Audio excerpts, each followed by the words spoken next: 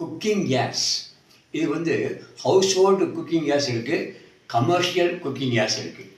இப்போ இந்த குக்கிங் கேஸை பொறுத்த வரைக்கும் 2 டைப்ஸ் இருக்குது. ஒன்று வந்து எல்பிஜி, லிக்விஃபைடு பெட்ரோலியம் கேஸ்.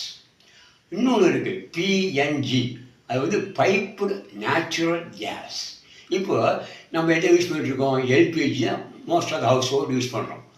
இப்போ due to West Asia war நடந்துகிட்டு இருக்கு. அந்த மேற்காசிய வாரினால இந்த சப்ளை, எல்பிஜி கேஸ் சப்ளை வந்து அஃபெக்ட் ஆகிடுச்சு. ஸோ டிமாண்ட் இருக்குது, சப்ளை இல்லை. ஸோ ரொம்ப ஷார்ட்டேஜாக இருக்குது. ஸோ அந்த மாதிரி டயத்தில் இப்போ என்ன சொல்கிறாங்க, பிஎன்ஜி பைப்பு நேச்சுரல் கேஸுக்கு ஷிஃப்ட் பண்ணுங்க அப்படின்னு சொல்கிறாங்க. அது என்ன பைப்பு நேச்சுரல்னா, இயற்கையான எரிவாயு நிலத்தடி மூலமாக குழாய் மூலமாக டைரெக்டாக வீட்டுக்கே கனெக்ஷன் கொடுத்துட்றாங்க.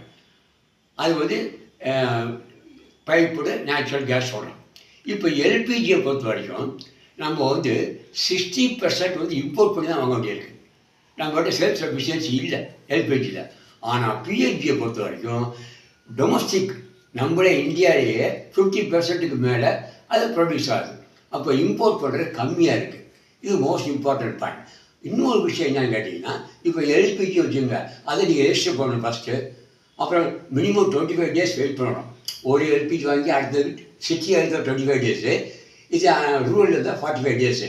அப்போ ரெஜிஸ்ட்ரேஷன் இருக்குது, வெயிட்டிங் டைம் இருக்குது, அப்போ ரிஸ்க், அதாவது in case of fire possibility இருக்குது, சேஃப்டி கொஞ்சம் பயமாக இருக்குது. ஆனால் இந்த பிஎன்ஜியை பொறுத்த வரைக்கும் no registration, no waiting time, இல்லை டைரக்ட் கனெக்ஷன் கொடுக்குறாங்க.